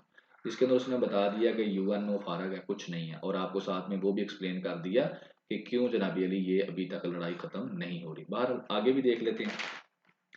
आगे वो बात फिर आगे यंग नस्ल की बात करता है कि अब जो है ना, हजारों के हिसाब से hundred of thousands of young people जो है वो बाहर निकल चुके हैं, एहतजाज कर रहे हैं, कहते हैं इसको सीज फायर करवा दिया जाए। और ये जो लोग हैं वो क्या है, एजुकेटेड टू लव ह्यूमैनिटी, ये वो लोग हैं जो कि ये वो यंग नस्ल है जो पढ़ी लिखी है और जो कि ह्यूमैनिटी से क्या करती है, प्यार करती है।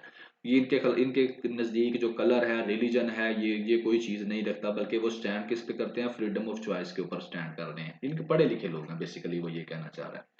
और कहता है कि ये क्यों पैदा हुई है क्लास, ये एक तो कहता है उनके टीचर्स अच्छे थे इसलिए पैदा हुई, क्रेडिट उनके टीचर्स को देना चाहिए। और दूसरा जो 1960 और 97 के अंदर जो मूवमेंट चली है ना रिगार्डिंग ह्यूमन राइट्स, उसकी वजह से अब एक ऐसी नस्ल पैदा हो चुकी है जो ह्यूमन राइट्स के ऊपर बिलीव करती है। तो वो कहता है कि नई नस्ल है been born and even if because, कहता है अब इस नस्ल को तो बोर्न पैदा हो ही चुकी है, अगर ये सक्सेसफुल नहीं भी रहती, एक बात वो करता है कि इन फ्यूचर के अंदर ये अगर सक्सेसफुल नहीं भी रहती तो आप इसको खत्म नहीं कर सकते, ये दोबारा बड़ी फोर्स के साथ वापस उभरेगी और वापस आएगी। और उसके बाद वो कहता है कि बहुत सारे स्कॉलर्स ऐसे हैं जो फलस्तीन को और अल्जेरियन की काज को क्या, कन्फ्लिक्ट को क्या कर रहे हैं, कोरिलेट कर रहे हैं। यहाँ पर वो अल्जेरिया की बात करेगा। कहता है 1954 और 1962 के अंदर जो फ्रेंच थे उनके खिलाफ जो है अल्जेरियन ने क्या किया, अपना मूवमेंट शुरू की।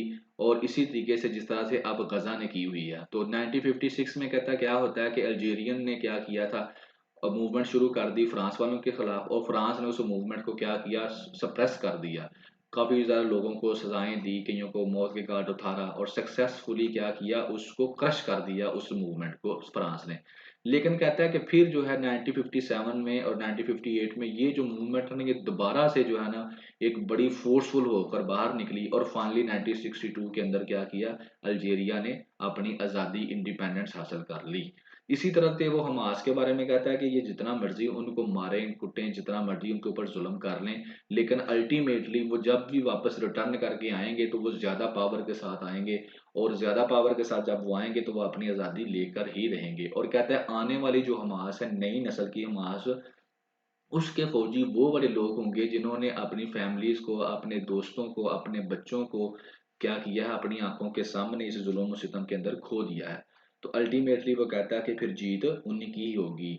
और फिर वो आगे कहता है कि अब जो इसराइली गवर्नमेंट है और उसके जो लोग हैं उनके दरमियान भी रिलेशनशिप इतने अच्छे नहीं रहे, और उनके अपने लोग भी उनको क्रिटिसाइज कर रहे हैं।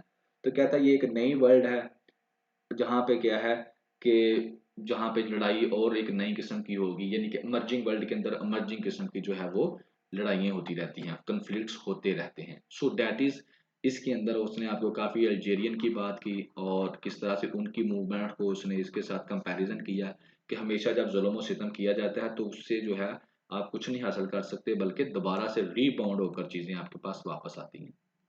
ये था जी आपका फर्स्ट जो है एडिट ओपिनियन, और वो मैंने उसको डिस्कस किया। इसके अंदर काफ़ी चीज़ें थी आपके सीखने के लिए, नहीं थी।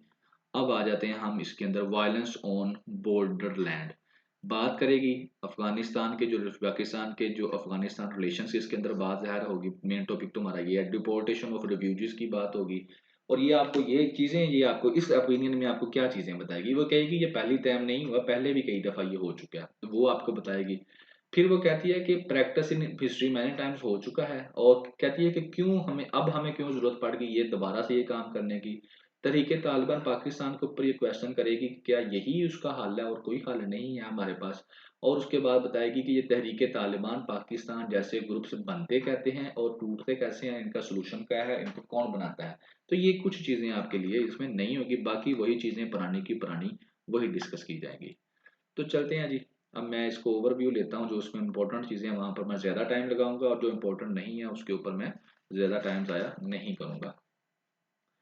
कहता है कि जो पॉलिसी कहती है जो बनाई गई है ना, उसको सपोर्ट किया गया है। मैं भी सपोर्ट करती हूँ कि ठीक है, अच्छी पॉलिसी है, जो अफगानी भाई हैं वो अपने मुल्क जाएं और उसको बेहतर करें जाकर। फिर वो कहती है ये पहली दफ़ा नहीं हुआ, नॉट फर्स्ट टाइम, पहले भी कई दफ़ा हो चुका है। पहले कब हुआ, कहती जब जनरल कमर जवेद बाजवा था ना, उस वक्त भी ये स्टेप लिया गया था।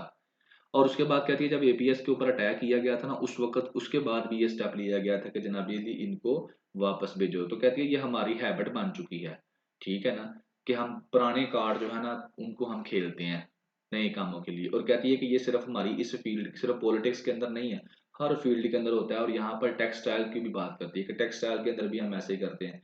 उस टेक्सटाइल सेक्टर को भी हमने इसी तरह से तबाह कर दिया है कि हम पुरानी माजी की बातें कर करके तबाही मचाते हैं, और इसी वजह से हमारी जो एक्सपोर्ट है इकोनॉमी की वो तबाह हो चुकी है। फिर वो कहती है मैं वापस आती हूँ अपने इशू के ऊपर, उसके ऊपर बात नहीं करती। कहती है ठीक है, मुझे समझ आ रही है कि ये जो सिक्योरिटी कंसर्न्स के ऊपर ये डिसीजन लिया गया है, कि ये जो डिसीजन ये किया जाता है कोई भी, वो सिक्योरिटी कंसर्न्स के ऊपर किया जाता है। और अभी के जो डिसीजन आया है वो आया है, उसकी दो हमारे सामने वजूहात आ रही हैं, जो दो ओपिनियंस हैं कि ये डिसीजन क्यों किया गया है अभी के लिए। नंबर वन ये है कि टेररिस्ट अटैक हो रहे हैं नंबर पाकिस्तान के ऊपर, इसलिए किया गया है। नंबर टू ये है कि हम प्रेशराइज करना चाहते हैं जो काबुल की गवर्नमेंट है, उसको क्यों प्रेशराइज करना चाहते हैं, उसको इसलिए प्रेशराइज करना चाहते हैं कि पहले जो था ये गुड तालिबान थे हमारे लिए, हमारी बात सुनते थे, हमारे बॉयज थे पाकिस्तान के वहाँ पर। और पाकिस्तान का आईएसआई का चीफ भी गया था, आपको पता है, उसकी हमने रिसेंटली जो ओपिनियन है उसके अंदर डिस्कशन की थी। और मेरी जो ज़्यादातर बातें होती है ना, मैं पर्सनल ओपिनियन अपना बुक्स वाला जो है वो नहीं अब डिस्कस करता आपके साथ। मैं कोशिश करता हूँ, एक तो टाइम शॉर्ट होता है, दूसरा मेरी कोशिश होती है जो ओपिनियन के अंदर राइटर ने कहा है ना मैं उसी को ही डिस्कस करूँ। वरना अगर आप बुक्स पे जाएँ ना तो आपको फिर बड़ी चीज़ें और भी मिलेंगी। तो मैं वो नहीं करता, मैं ओपिनियन की बात करता हूँ। तो लिहाजा जो भी बात करूँगा वो इसके अंदर लिखी हुई है, तो आपने इसके ऊपर फोकस करना है, ठीक है ना। अगर आपको इशू है, अगर आपको लगता है कि ये बात गलत हो गई है, तो आप लोग उस राइटर से जो है ना कंसल्ट कर सकते हैं कि भाई ये आपने बात लिखी है तो ये आपने कैसे लिखी है, ठीक हो गया। तो वो कहते हैं कि दो रीजंस हैं। नंबर वन जो है वो ये है कि टेररिस्ट अटैक हो रहे हैं पाकिस्तान के ऊपर, इस वजह से ये डिसीजन लिया गया। नंबर टू ये है कि जनाब अली कि हम प्रेशराइज करना चाहते हैं जो तालिबान की गवर्नमेंट है। प्रेशराइज क्यों करना चाहते हैं कि आईएसआई जो चीफ था हमारा गया था जब 21 अगस्त को 2021 को, जब तालिबान की गवर्नमेंट आई थी, तो ये कहने के लिए कि ये ऐसे उसने शो करवाया था जैसे ये पाकिस्तान की पर्सनल विक्ट्री है और पाकिस्तान के अंदर बड़ी खुशी की लहर थी।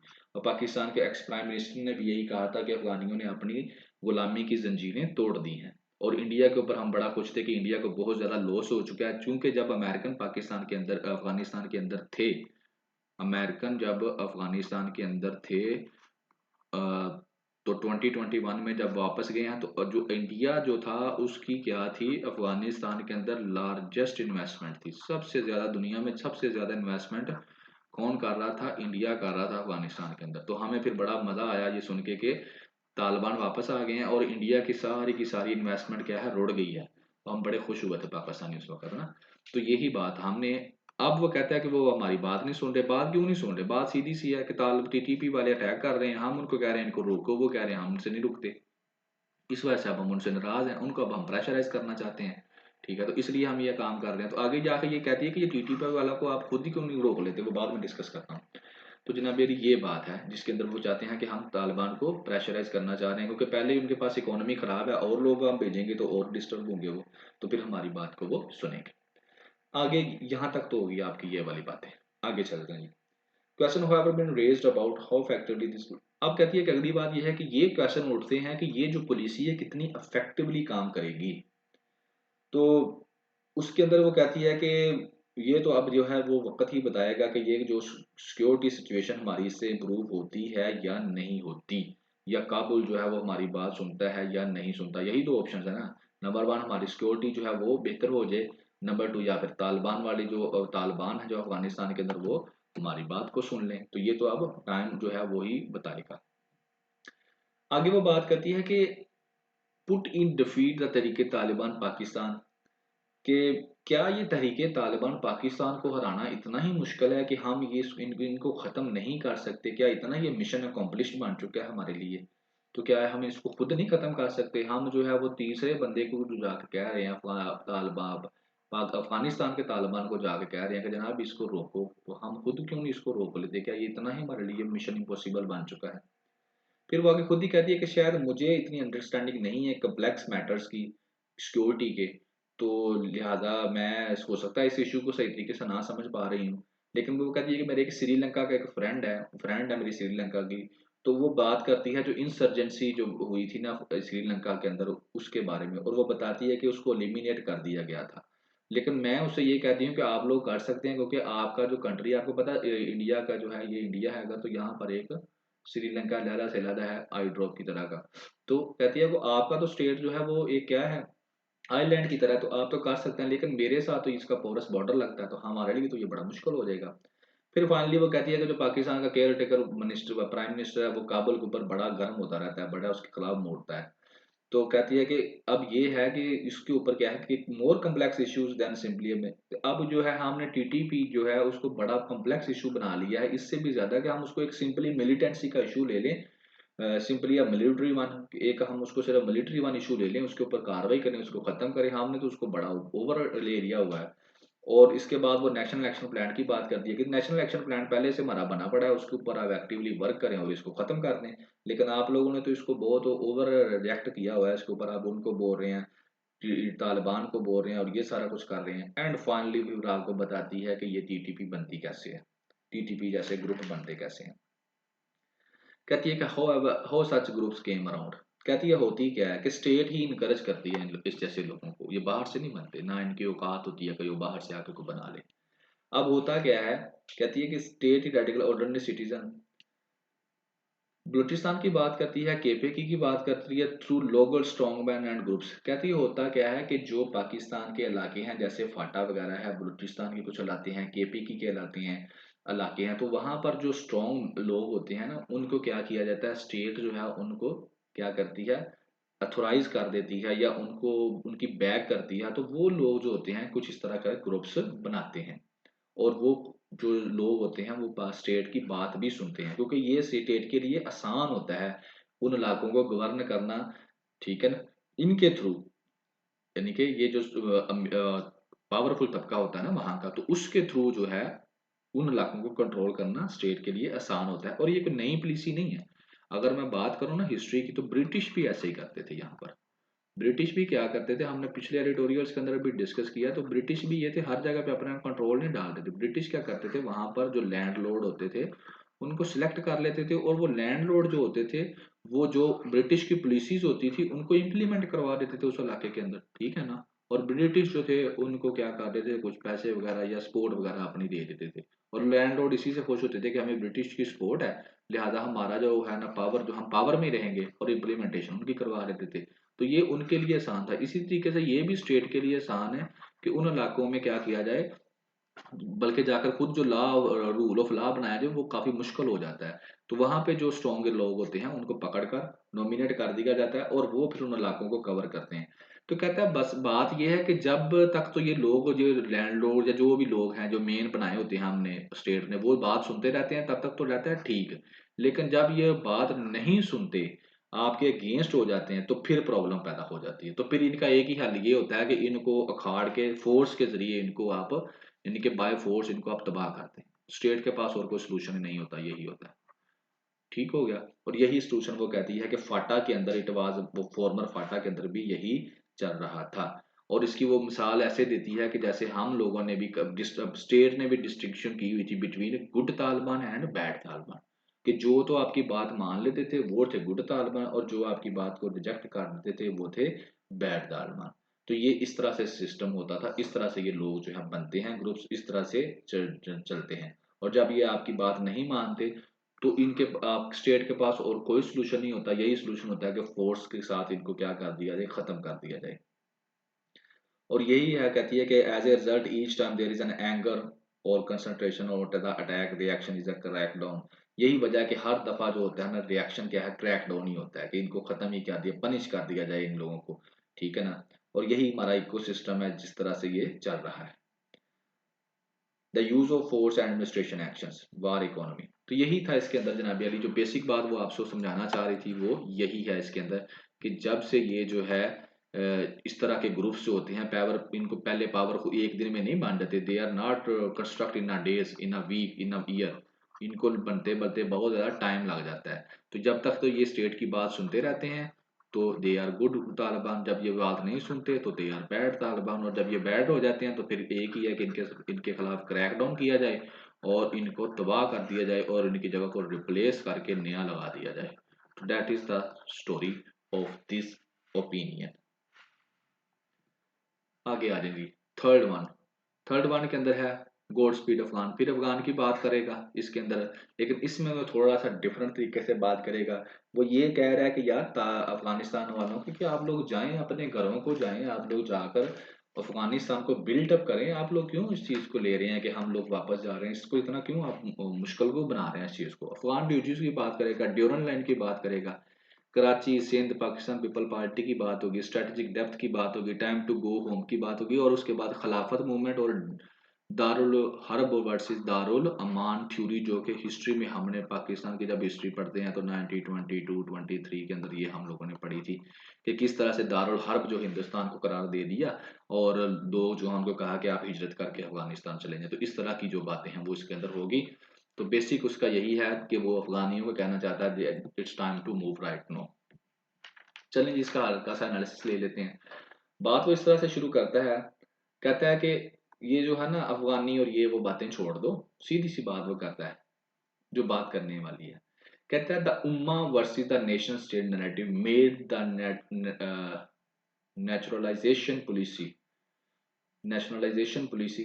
यानी कहता है कि हम मुसलमान हैं और हमारा जो ये एक होती है उम्मा, तो हम एज ए उम्मा हमें सोचना चाहिए, और वर्सेस जो ये नेशन स्टेट्स हमने बनाई हुई है। नेशन स्टेट आपको पता है बेसिकली इस्लाम के अंदर इसका कंसेप्ट ही नहीं है नेशन स्टेट का। ये इस कंसेप्ट आया आपको पता है वेस्टर्न सिविलाइजेशन से, रोमन सिविलाइजेशन से। इस्लाम के अंदर कंसेप्ट है उम्मा का, खिलाफत का, कि एक अमीर होगा और बाकी सब के सब उसके यानी कि साथ मिलकर काम करेंगे। जैसे ये इलाका अगर दूर दूर है तो इसका गवर्नर लगा दिया, but he is answering to the main leader. तो अगर अभी भी इस तरह हो जाए, आपके 57 कंट्रीज हैं, तो क्या आपको ये जिस तरह से गजा के ऊपर लड़ाई हो रही है, तो एक मिनट में ना इसका हल करके उसके हाथ में पड़ा देंगे इसराइल के, ठीक है ना। बहरहाल उसकी तरफ मैं नहीं जाता। तो ये बात ये करता है कि ये जो नेशन स्टेट ने, ये तो फॉर्मेलिटीज हैं वीजे की और ये वो टिकट्स की और ये वाला। असल में तो आप मुसलमान, मैं और इसकी एग्जांपल देता है इरफान पठान की, जो इंडिया में रहता है, और जब जो विक्ट्री हुई ना अफगानिस्तान की टीम की, तो उसने उसको सेलिब्रेट भी किया। तो कहता है आप इसको रोक नहीं सकते बॉर्डर से इन चीज़ों को, ठीक हो गया। कराची वालों की बात करता है, कहता है कराची वालों के, सिंध वालों के अपने जो हैं बातें हैं। और कहता है लेकिन फिर भी जो कराची वाले काम कर रहे हैं या सिंध वाले काम कर रहे हैं, उनके काम जो वो कर रहे हैं वही कर रहे हैं। अफगानियों ने उनके काम उनसे नहीं लिए, बल्कि उनसे वो वाले काम अफगानी वहां पर सिंध में या कराची में कर रहे हैं जो काम कराची या सिंधी नहीं करते थे, यानी कि उसके ऊपर वो कंपटीशन नहीं अफगानी उनके साथ कर रहे। एंड फाइनली वो पाकिस्तान पीपल पार्टी की बात करता है, कहता है हाँ इसको है थोड़ा सा, उसको सूट नहीं कर रहा ये कि ये वाले यहाँ पर रहे, क्योंकि वहां से क्या होगा, फिर एथनिक बेसिस के ऊपर उनका वोट बैंक जो है वो टूटेगा। एंड फाइनल सिंपैथी कहता है फलस्तीन, फिर कहता है कि ये है कि हम लोग यहाँ से पीछे से ये भी एडिटोरियल आए, डिस्कशंस हुई कि जहाँ ना अभी फलस्तीनियों के साथ तो हम बड़ा प्यार मोहब्बत करते हैं, लेकिन इन अफगानियों को हम दिक्कत लगा कर फेंक रहे हैं बाहर। तो कहता है यहाँ पर आप ऐसी बातें ना करें, ये दोनों दो डिफरेंट चीज़ें हैं। हमारे दरमियान और फलस्तीनियों के दरमियान 2600 किलोमीटर की ड्यूरन लाइन नहीं है, ठीक है ना, जो कि हमारे दरमियान और अफगानियों के दरमियान में है, यानी कि टर्म्स एंड कंडीशन डिफरेंट है। और फिर कहता है कि ये जो फ़लस्तीनी थे उन्होंने हम लोगों को यूनाइटेड नेशंस के अंदर पाकिस्तान की एंट्री को अपोज़ नहीं किया था, लेकिन अफ़गानिस्तान वालों ने अपोज़ किया था। तो कहता है ये चीज़ें भी डिफरेंट है, तो इनको डिफरेंट डिफरेंट तरीके से देखो। अब आगे वो कहता है कि पाकिस्तान ये एक्सपेक्ट करता है कि मैं तकरीबन इनको 30-40 साल से अफ़गानियों को अपने पास रखा हुआ है, तो अब मेरा ये शुक्रिया अदा करें। तो कहता है ऐसी बात करना भी बिल्कुल गलत है, क्योंकि कोई भी इंसान जो है ना इस चीज़ को पसंद नहीं करता कि उसको हमदर्दी दी जाए, उसको क्या किया जाए, वो उसको हमदर्दी की नज़र से देखा जाए। तो पाकिस्तान को भी ये काम नहीं करना चाहिए। और आगे फिर वो जाकर बात करता है कि जब से ये जंग हो रही है अफ़गानिस्तान के अंदर, ठीक है ना? जो रशिया की वार हुई, ठीक है? उस वक़्त फिर 9/11 हुई, उस वक़्त कहता है इन सारी वार्स के अंदर जो थे, ठीक है, पाकिस्तान ने इनको जो है सपोर्ट दी है, लेकिन अफ़गानी ये भी तो कहते हैं कि आप लोग अगर हमें सपोर्ट दे रहे हो, तो आप लोग बिलियंस ऑफ डॉलर्स भी तो हम ले रहे हो ना हमारी वजह से, कि हम लोगों ने ये रखे हुए हैं, यूएसए से ले रहे हो, फ़ॉरेन एजेंसी से ले रहे हो, तो वो डॉलर्स भी तो ले रहे हो ना। तो कहता है वो एक अलहदा बात है कि वो डॉलर ना तो अफ़गानियों के किसी काम के आते हैं और ना हमारी जो आम अवाम है उसके किसी काम आते हैं। वो डॉलर्स आते तो हैं, लेकिन वो फिर कहीं न कहीं और ही इस्तेमाल हो जाते हैं। जो एलीट क्लास है उसके मफादात के लिए ही इस्तेमाल कर लिए जाते हैं। एंड आगे वो बात करता है कि स्ट्रैटेजिक डेप्थ की बात करता है कि जिसके ऊपर हमने जो है हमेशा से शोर मचाया हुआ है। तो कहता है पाकिस्तान को चाहिए कि इस चीज़ को जो है ना डिसाइड कर ले, ब्रीफली कर ले, कि अफ़गान जो है ना, कि अफ़गान ही डिसाइड करेंगे अफ़गानिस्तान का फ्यूचर। हम जो उनको डिक्टेट ना करें, अफ़गानियों को उधर इंटरफेरेंस ना करें कि आप लोगों ने इंडिया के साथ इतने ऐसे ताल्लुकात रखने हैं, कैसे नहीं रखने, कि आपके ताल्लुकात से हमें क्या तकलीफ होने वाली है, या हमारे के मफादात में है या नहीं है। तो हमें क्या करना चाहिए, हमें जो अपनी साइड वाला बॉर्डर है ना उसको संभालना चाहिए, ताकि हम अफगानिस्तान की जो चीज़ें हैं ना वो अफगानिस्तान वाले ही देखें, उधर हम इंटरफेरेंस ना करें। और फिर वो फाइनली ड्यूरन लाइन की बात करता है, कहता है अब ये एक मसला जो है ये जो है ना ये फोर्स के साथ हम हल नहीं कर सकते, ठीक है ना, और वो मसला है ड्यूरन लाइन का। और ड्यूरन लाइन के उस तरफ और इस तरफ मुख्तलिफ रिश्तेदार रहते हैं, कबीले रहते हैं। तो हम जो है पॉलिटिकल पार्टीज को ख़त्म कर सकते हैं, बैन कर सकते हैं, जो मिलिट्री वाले जो टेररिस्ट ग्रुप्स हैं उनको ख़त्म कर सकते हैं, बैन कर सकते हैं। लेकिन अगर कोई पख्तून वाला पख्तूनख्वा का ख्वाब देखता है, या अफ़गानी जो है इधर बैठ के अफ़गानिस्तान का ख्वाब देखता है, अलहदा मुल्क का ख्वाब देखता है, तो हम उसके ख्वाब के ऊपर जो है उसको रोक नहीं कर सकते, उनको जेल नहीं कर सकते। तो उसका हल ये है कि इन लोगों को जो इस तरह के ख्वाब देख रहे हैं, इनको अच्छे तरीके से इनके साथ बर्ताव किया जाए। जैसे जो हमारे पश्तून हैं, केपीके के अंदर हैं, अगर वो खैबर पख्तूनख्वा कलहला मुल्क का ख्वाब देखते हैं, तो हम देखें, उनकी रिस्पेक्ट करें, उनको राइट्स दें, उनको रिसोर्सेज प्रोवाइड करें पाकिस्तानी गवर्नमेंट, ठीक है ना? और इस तरह के काम करें जिसको, यानी कि उनको फैसिलिटीज़ इतनी दे दें कि वो ये ख्वाब देखना ही छोड़ दें, ठीक है ना? ज़बरदस्ती आप किसी को ख्वाब देखने से नहीं रोक सकते। और फाइनली वो कहता है कि जो अफ़गान है ना, our Afghan friends must know, कि जो हमारे अफ़गान फ्रेंड्स हैं ना, must know we do not harbour ill will towards them, ठीक है ना? इट इज़, हम उनके उनके नुकसान में कुछ नहीं चाहते, बल्कि अब टाइम हो चुका है कि वो जाएँ और अपने घर को जाकर सही करें। यानी कि अफ़गानिस्तान जाएँ और जाकर अपने अफ़गानिस्तान जो घर है, वहाँ पर जाकर अपना जो रोल है उसको प्ले करें, और उस अफ़गानिस्तान को जो है वो बेहतर करें। रूल करें अफ़गानिस्तान को, रूल करने में अपने शोल्डर्स, अपनी एबिलिटीज़ जो है उनको अप्लाई करें, और इसके बाद जो पाकिस्तान कहता है, पाकिस्तान को क्या है, need to focus on minding its own business. अफगानी अपने मुल्क जाएं और अपने मुल्क में जाकर बेहतरी करें, और पाकिस्तान वाले अपना जो बिजनेस है उसकी तरफ तवज्जो करें। और a house can not even be a good neighbour, कि जो हाउस खुद डिवाइडेड हो चुका हो उसका अच्छा जो है हमसाया कोई नहीं बन सकता। यानी कि हमें पाकिस्तान को खुद से क्या करना चाहिए, बेहतर करने की कोशिश करनी चाहिए। ह्यूमन राइट्स है, जैसा कहता है कि पाकिस्तान के अंदर क्या बात करता है, some elements are the human rights की बात है, सिक्योरिटी इन्वायरमेंट है, तो 20वीं सेंचुरी की यानी कि बातें वो करता है। और फिर वो आगे कहता है at the height of the खिलाफत मूवमेंट होगी, दारुल हर्ब होगी, वाज ट्राइड वाज द कैटास, तो इसके रिजल्ट्स जो थे क्या थे, बिल्कुल अच्छे नहीं निकले थे। तो a state to struggling its citizens cannot be expected to provide for refugees। ठीक है, यानी कि जो स्टेट खुद अपने सिटीजन्स को कुछ नहीं कर दे सकती, तो वो कैसे रेफ्यूजीज को कैसे कोई बेहतरी चीज दे सकती है। तो हमें क्या है, फर्स्ट ऑफ ऑल अपना जो घर है उसको सीधा करना है, ताकि हम क्या कर सके, अफगानी जाकर अपने घर को बेहतर करें और हम अपने घर को बेहतर करें, देन ही हम अच्छे हमसाए बन सकते हैं। सो आगे फोर्थ वन के अंदर वो पेपर पर्सपेक्टिव में अगर बात करूं, तो कोई मुझे इसके अंदर खास चीज नजर नहीं आई, क्योंकि ये सारा चल रहा है स्पोर्ट्स के ऊपर। वो कहता है क्रिकेट एंड पॉलिटिक्स, उसके बाद स्पोर्ट्स एंड पॉलिटिक्स की हिस्ट्री की बातें करता है कि पहले भी ये हुआ था। तो किस तरह से, यानी कि हम किस तरह से जो स्पोर्ट्स के अंदर जीत होती है ना, एक मुल्क अगर जीत जाता है ना, तो हम कहते हैं वो हम हार गए हैं।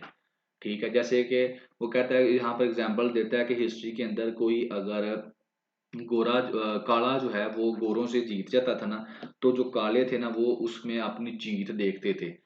वो क्या फिल्म है वो वाली, मुझे मेरे ज़हन में आ गई, आमिर खान की एक फिल्म मूवी थी, जिसके अंदर बैट होता है, पता नहीं, तो वो क्रिकेट मैच होता है, तो अब वही आप समझ लें कि एक क्रिकेट की जीत समझी जाती है कि हम अगले बंदे को, यानी कि पूरी नेशन को हमने हरा दिया। तो ये बातें इसके अंदर वो करता है।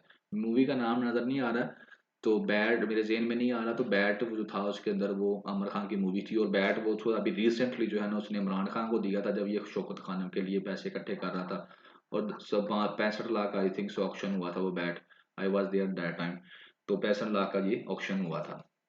तो बहरहाल, तो इस तरह की यानी कि मेंटालिटी की वो बात करता है कि ये भी कोई अच्छी बात नहीं है। हिस्ट्री की बात करता है, और इस तरह इंडियन क्रिकेट की बात करता है कि किस तरह से जो इंडियन क्रिकेट है वो पॉलिटिक्स बन चुकी है। तो चलने इसका हल्का सा व्यू ले लेता हूँ। वो कहता है गुजरात ऑस्ट्रेलिया, गुजरात के अंदर एक वर्ल्ड कप अभी आपने देखा 2023 का हुआ है, ठीक है ना, जल्दी जल्दी इसको मैं कवर अप करता हूँ, कोशिश करता हूँ। 2023 का वर्ल्ड कप हुआ है गुजरात के अंदर, अहमदाबाद में, जहाँ पर ऑस्ट्रेलिया और इंडियन जो आमने सामने आए हैं। तो कहता है इंडियन सपोर्टर वहां पर बहुत ज्यादा थे, बहुत ज्यादा इंडियन सपोर्टर थे, फ्लैग्स थे, नारे मार रहे थे। और दूसरे जो दूसरी तरफ क्या था कि ऑस्ट्रेलिया वाले तो बहुत थोड़े थे, और जो थोड़े थे उनको भी क्या किया जा रहा था, उनकी वो बुलिंग की जा रही थी, उनके खिलाफ बोला जा रहा था। तो ये कौन कर रहे थे, इंडिया वाले कर रहे थे। और ये भी इन्होंने किया है कि मैच के दरमियान में इन्होंने एक दफा लाइट्स भी स्विच ऑफ कर दी, ठीक है ना, सेलिब्रेट करने के लिए इसको, या जिस तरह से मैनेजमेंट ने ये भी काम किया जो कि ये रूल्स के बिल्कुल खिलाफ था। तो कहता है कि अब जो इंडिया का ऑस्ट्रेलिया का जो कैप्टन था ना क्रिकेट टीम का, वो ये कहता है कि ये मतलब कि बेहतरीन जो ये क्राउड जो है ना, वो कहता है क्राउड के बारे में उसका ये ओपिनियन था कि ये हमारी फेवर में नहीं है, क्योंकि यहाँ पर ज़्यादा इंडियंस हैं तो ज़्यादा वही शोर मचा रहे हैं। लेकिन जब वो जीत गया तो उसके बाद वो कहता है बड़ा अच्छा लगा कि बहुत बड़े क्राउड को खामोश करवा देना ही एक बहुत हमारे लिए बहुत बड़ी जीत थी। एंड फाइनली ये बात करता है, और वो कहता है कि ये थी उसकी मेन बात, और उसमें ये साबित वो करना चाहता था कि जो इंडिया का क्राउड था ना उसने जो है पॉलिटिक्स वहां पर खेली है, ठीक है ना, स्टेडियम के अंदर नरेंद्र मोदी के हवाले से वो उन्होंने स्पोर्ट्स में यानी कि पॉलिटिक्स खेली है वहां पर, जो है ना अच्छा काम नहीं किया। नरेंद्र मोदी के बारे में जो है उन्होंने नारे लगाए या जो कुछ भी किया। तो इसी तरह से वो आगे एग्जांपल देता है कि जर्मनी में जो है स्पोर्ट्स, जो इसी तरह स्पोर्ट्स को वेपन बनाया गया किस तरह से, कि जो जर्मनी में जो अडोल्फ हिटलर था ना उसने बर्लिन ओलंपिक्स करवाई, ठीक है ना, तो उसके अंदर भी ऐसे ही हुआ, ज्यूज के खिलाफ जो है जीत की बात करता है। तो आगे बेसिकली इस सारे के सारे जो ओपिनियन है ना इसके अंदर वो यही बातें करता रहेगा, एट डिफरेंट एग्जांपल्स देता जाएगा। कोल्ड वार की एग्जांपल देता है, उसके अंदर भी इस तरह, यानी कि उससे हमें ये साबित होता है कि कोई भी जब, वही इमरान खान वाली मूवी की बात, कि जब काला कोई जीतता है ना सफेद से कोई गेम, तो वो काले और सफेद की गेम नहीं, उस मुल्क बल्कि वो पूरे का पूरा मुल्क काले कहते हैं कि देखा तुम लोगों ने हमारे ऊपर हुकूमत की थी ना, लो अब हम तुम उनसे जीत गए हैं। ठीक है ना। तो ये एक मेंटालिटी की वो बात करता है कि किस तरह से ये मेंटालिटी चलती आ रही है। और फाइनली वो बात करता है क्रिकेट की एंड पे जाकर, वो कहता है इसीलिए यूएसए और रशिया इस गेम में है ही नहीं, वो इस गेम में खेल ही नहीं रहे। ठीक है। और इसी तरह से वो आगे बात करता है कि वेस्ट इंडीज वाला जो अब भी जो है ना वो क्रिकेट गेम जीत लेता था ना, वेस्ट इंडीज सा cricket means to show predominantly white England, कि जब वेस्ट इंडीज वाले जो थे जब वो क्रिकेट खेल रहे थे तो जीत जाते, तो वो उसको ऐसे देखते थे जैसे हमने इंग्लैंड के ऊपर क्या कर लिया, डोमिनेट कर लिया न्यूजीलैंड के ऊपर, ऑस्ट्रेलिया के ऊपर, क्योंकि ये इनको ब्लैक्स को इन्होंने अपना गुलाम बना के रखा हुआ था हिस्ट्री के अंदर। तो इसको क्रिकेट में जीत को वो अपनी बहुत बड़ी जीत समझते हैं। और इसी तरह से वो कहता है क्रिकेट जो है पाकिस्तान और इंडिया के दरमियान भी क्रिकेट एक समझ लें कि बहुत बड़ी जंग बन जाता है। ठीक है। और प्राइम मिनिस्टर मोदी की बात करता है कि वो भी क्रिकेट को क्या है, उसने भी एक्सटेंशन कर दिया है, इसको पॉलिटिक्स के अंदर इसको डाल दिया हुआ है। और यही बात है कि अहमदाबाद के अंदर भी यही चीज हमारे सामने आई। और फाइनली वो क्या बात ये करता है कि win the matches but also win the hearts, दिल भी जीतने चाहिए, सिर्फ मैच ही नहीं जीतने चाहिए। So that is all in the यानी कि स्पोर्ट्स के बारे में था, इसमें पेपर पर्सपेक्टिव के अंदर कोई खास चीज़ नहीं थी। सो दैट्स वाई मैं इसके ऊपर आपका टाइम वेस्ट नहीं करूंगा। And finally that is your responsibility, ये आप लोगों ने काम करना है, शेयर करना है, कमेंट्स ज़रूर करने हैं। एंड टुडे आज के लिए जो था ये लेक्चर यहाँ पर हमारा इख्तिताम होता है। इनका पर बाईकआउट करें and have a good day, enjoy करें, पढ़ें, अपने ड्रीम्स को फुलफिल करें। And thank you very much.